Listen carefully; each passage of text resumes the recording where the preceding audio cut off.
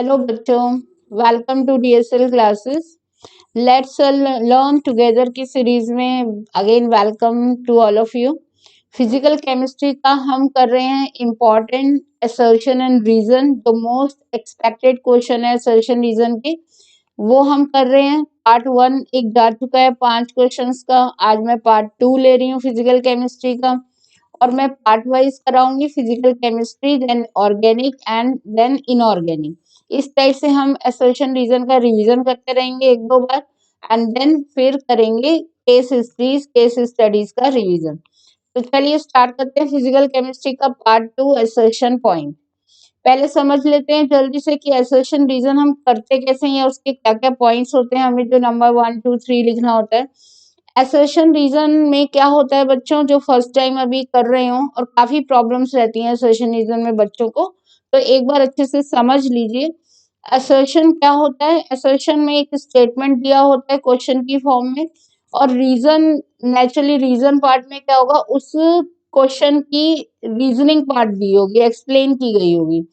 यदि दोनों चीजें ठीक हैं, असर्शन भी स्टेटमेंट करेक्ट है और रीजन भी उसकी करेक्ट स्टेटमेंट है, एक्सप्लेनेशन है, तो आप पॉइंट 1 लिखोगे। असर्शन और रीजन दोनों करेक्ट हैं लेकिन रीजन उसको एक्सप्लेन ठीक नहीं कर रहा, देन आप 2 मार्क करोगे। असर्शन यदि करेक्ट स्टेटमेंट है लेकिन रीजन जो है वो एक रॉन्ग स्टेटमेंट है, देन 3। और असर्शन और रीजन दोनों ही इनकरेक्ट हों तो 4। एंड यदि असर्शन रॉन्ग है लेकिन रीजन जो है वो करेक्ट स्टेटमेंट है, देन इट विल बी 5। तो इस टाइप से आपको मार्किंग करनी है 1 2 3 4 5 में इसको, एंड वही आपका आंसर होगा। बट आपको इसमें रीजन और जो असर्शन है उसे बहुत ध्यान से पढ़ना है और उसको जज करना है कि दोनों चीजें ठीक है या नहीं है, वो इसके अकॉर्डिंग आपको उसके पॉइंट्स देने हैं।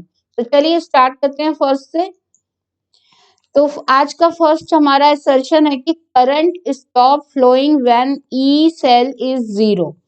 हमेशा एक सेल के अंदर करंट जो है वो फ्लो करना बंद कर देती है जब ईएमएफ ऑफ द सेल क्या हो जाता है, 0 हो जाता है। तो क्या ये ठीक स्टेटमेंट है? सोचिए इसे अच्छे से।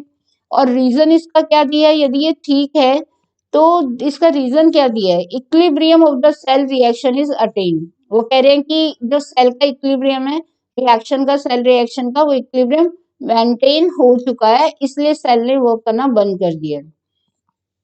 तो आप अपना आंसर अपने पास लिख लीजिए और फिर मेरे आंसर से इसे टैली करिए। तो मेरे ख्याल से आपने लिख लिया होगा आंसर। चलिए टैली करते हैं। इसका आंसर है दोनों ही चीजें करेक्ट हैं। पहला जो स्टेटमेंट है वो भी ठीक है कि करंट जो है फ्लो करना बंद कर देगी सेल के अंदर जब ईएमएफ ऑफ द सेल 0 हो जाएगा। एंड इसका रीजन भी बिल्कुल करेक्ट है कि ये कंडीशन तब आती है जब दोनों तरफ कंसंट्रेशन ऑफ आयंस जो है वो इक्वलाइज हो जाती है और सेल जो है वो इक्विलिब्रियम पॉइंट पर अटेन हो जाती है, देन सेल वर्क करना बंद कर देती है। तो this both things are correct. जो स्टेटमेंट है वो भी ठीक है और जो एक्सप्लेनेशन है वो भी करेक्ट है, इसलिए आप डालेंगे इसमें पॉइंट 1।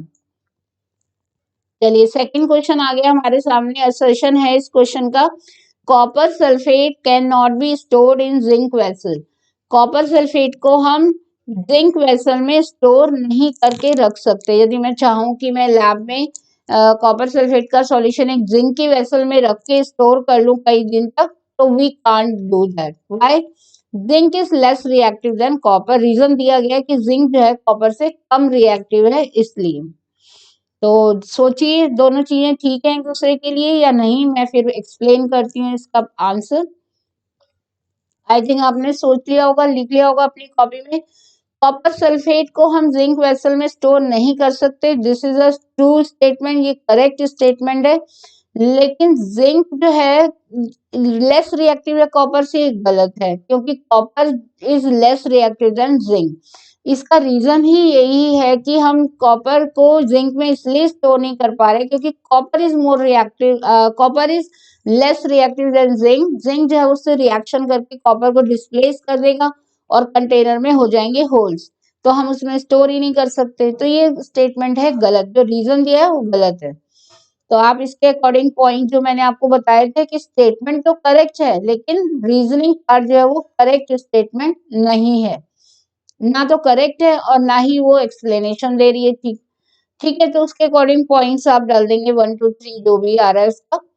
नेक्स्ट पार्ट पर चलते हैं, थर्ड असर्शन दिया गया है हमें कि order and molecularity are same. एक रिएक्शन है जिसकी ऑर्डर और मतलब कोई भी रिएक्शन है उनकी ऑर्डर एंड मॉलिक्यूलरिटी दोनों चीजें सेम होती हैं। और रीजन क्या दिया है, order is determined experimentally, order को हम एक्सपेरिमेंटली डिटरमाइन करते हैं। और मॉलिक्यूलरिटी क्या होती है, जो elementary step of determining step of reaction होता है उसके कोफिशिएंट का सम को हम मॉलिक्यूलरिटी कहते हैं। थिंक अबाउट दैट, दोनों स्टेटमेंट सोचिए। तो आई थिंक आपने सोच लिया होगा, वीडियो को पॉज कर दिया करो, 1 सेकंड के लिए सोचा करो एंड देन आंसर लिखा करो अपनी कॉपी में एंड देन मेरे साथ टैली किया करो। दिस इज द वे जिसमें आप अपने आप को एनालाइज कर सकते हो, रिवाइज कर सकते हो। तो चलिए, आपने कर लिया होगा, नहीं किया है तो अब कर लेते जब मैंने कहा था। अब हम आंसर डिस्कस करते हैं। ऑर्डर एंड मॉलिक्यूलरिटी दोनों सेम बाई चांस किसी की हो सकती हैं, अदरवाइज ये दोनों सेम नहीं होती हैं बिल्कुल भी। ऑर्डर जो है फ्रैक्शन में भी हो सकता है, आपने पढ़ा है, लेकिन मॉलिक्यूलरिटी फ्रैक्शन में नहीं होती है ना। ऑर्डर को हमें एक्सपेरिमेंटली प्रूव करना होता है, मॉलिक्यूलरिटी को हम एक्सपेरिमेंटली करने की जरूरत नहीं है। जितने नंबर ऑफ मॉलिक्यूल कोलाइड कर रहे हैं वही उसकी मॉलिक्यूलरिटी है। तो बोथ आर नॉट सेम, तो ये भी स्टेटमेंट गलत है। एंड दूसरा तो बिल्कुल ही गलत दे रखा है कि पहली लाइन तो ठीक है, ऑर्डर इज डिटरमाइंड एक्सपेरिमेंटली, लेकिन आगे की लाइन पूरी ऑर्डर के लिए है, मॉलिक्यूलरिटी के लिए नहीं है। कोफिशिएंट्स को उठाकर हम सम करते हैं तो ऑर्डर ऑफ रिएक्शन निकालते हैं। तो this statement is also wrong and this is also wrong. तो दोनों ही स्टेटमेंट इनकरेक्ट है। आते हैं हम फोर्थ असर्शन पर। Hydrolysis of cane sugar is a first order reaction. Cane sugar का हाइड्रोलिसिस जब हम करते हैं तो हमें क्या मिलता है, रिएक्शन वो आप याद करिए, ग्लूकोज एंड फ्रक्टोज वगैरह मिल जाते हैं हाइड्रोलिसिस के बाद।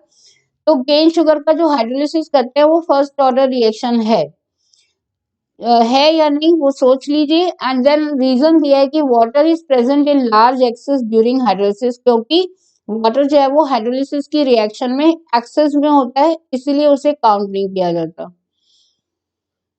पॉज करिए वीडियो एंड आंसर सोचिए। चलिए, तो आंसर है इसका बेटा कि दोनों ही चीजें करेक्ट है। हाइड्रोलिसिस ऑफ केन शुगर भी फर्स्ट ऑर्डर है और वाटर एक्सेस में होता है, ये उसका रीजन भी बिल्कुल करेक्ट है। जब भी कोई वाटर एक्सेस में होता है किसी रिएक्शन में तो उसको काउंट नहीं करते हैं। अब आते हैं हम लास्ट असर्शन पर। Coagulation power of aluminium is more than sodium ion. Aluminium जो है वो ट्राईवेलेंट होता है, +3 चार्ज है इसके ऊपर, उसकी कोएगुलेशन पावर ज्यादा होगी सोडियम आयन से। Na के ऊपर चार्ज होता है +1। तो रीजन क्या दिया है कि भाई हार्डी एंड शुल्जे रूल के according greater the valency of flocculating ion added greater is its power to cause precipitation. जितनी ज्यादा वैलेंसी होती है फ्लोक्यूलेटिंग आयन की उतनी ही ज्यादा प्रेसिपिटेशन की पावर भी उसकी ज्यादा होती है। ये कहता है हार्डी एंड शुल्जे रूल। तो इज इट ट्रू, दोनों चीजें ठीक है? और दोनों चीजें ठीक है तो क्या एक दूसरे को एक्सप्लेन कर रही हैं? तो आई थिंक आपने सोच लिया होगा answer. Yes, both are correct and the reasoning power जो रीजन दिया है वो असर्शन का ठीक स्टेटमेंट है, करेक्ट स्टेटमेंट है। तो ये आप .1 में डाल देंगे इसे भी। तो ये है, हम इस टाइप से हमें असर्शन एंड रीजंस करने हैं। तो अभी मैंने इसमें सॉलिड स्टेट या एक आध लेसन का कोई रह गया, क्योंकि कुछ क्वेश्चन ही सेलेक्ट करने होते हैं, आप लोग फिर ज्यादा लंबा भी वीडियो नहीं देखना पसंद करते, तो 5-5 में एक रूटीन सा बन जाता है कि हम 5 असर्शन रीजन की हमने आज प्रैक्टिस कर ली। तो नेक्स्ट टाइम नेक्स्ट पार्ट में, फिजिकल के नेक्स्ट पार्ट में मैं सॉलिड स्टेट वगैरह के भी लेके आऊंगी असर्शन रीजन पार्ट। जिस लेसन का इसमें रह गया होगा अभी तक उसका मैं डालूंगी अब नेक्स्ट में। तो अभी हम नेक्स्ट वीडियो में देखेंगे पार्ट 3 में हम फिजिकल केमिस्ट्री का करेंगे, जिसमें हम सॉलिड स्टेट और सरफेस पर और ज्यादा वर्क करेंगे।